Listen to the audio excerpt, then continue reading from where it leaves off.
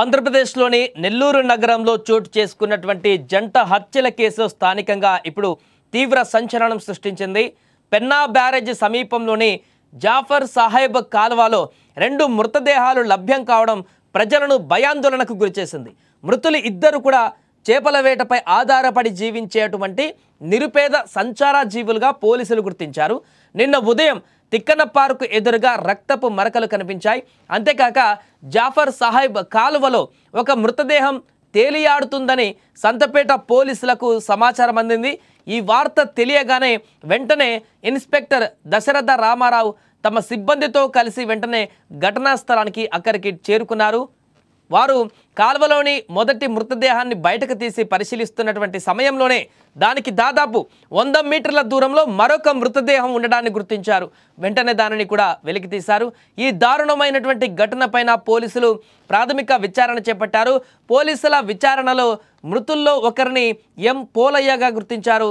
ఇతను బాపట్ల ప్రాంతానికి చెందిన వ్యక్తిగా పోలయ్య తన రెండో భార్య లక్ష్మితో కలిసి పెన్నా నది ఒడ్డున ఉన్నటువంటి చిన్న గుడారంలో నివసిస్తున్నట్టుగా గుర్తించారు. మరో మృతుని శివగా గుర్తించారు. ఈ ఇద్దరు కూడా నిరుపేదలు.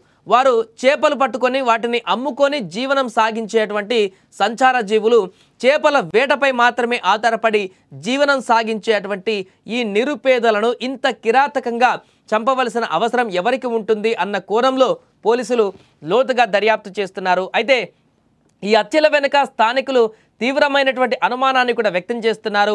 ఆ నది పరిసర ప్రాంతాలలో గంజాయి తాగే బ్యాచ్ల హస్తం ఉండవచ్చని కూడా వారు చెబుతున్నారు. మత్తులో ఉన్నటువంటి కొందరు వ్యక్తులు వీరిపై దాడి చేసి హత్య చేసి ఉంటారని కూడా అక్కడున్న వారు అనుమానిస్తున్నారు.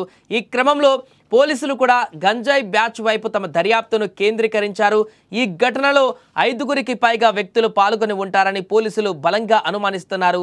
అయితే ఈ జంట హత్యల మిస్టరీని ఛేదించే ప్రయత్నంలో పోలీసులకి ఒక పెద్ద అడ్డంకి ఎదురైంది. నేరం జరిగినటువంటి ప్రాంతంలో సీసీ కెమెరాలు పనిచేయకపోవడం దర్యాప్తు వేగాన్ని తగ్గించింది. ఆధారాలు సేకరించడం పోలీసులకు ఒక ఛాలెంజ్గా మారింది ఇప్పుడు.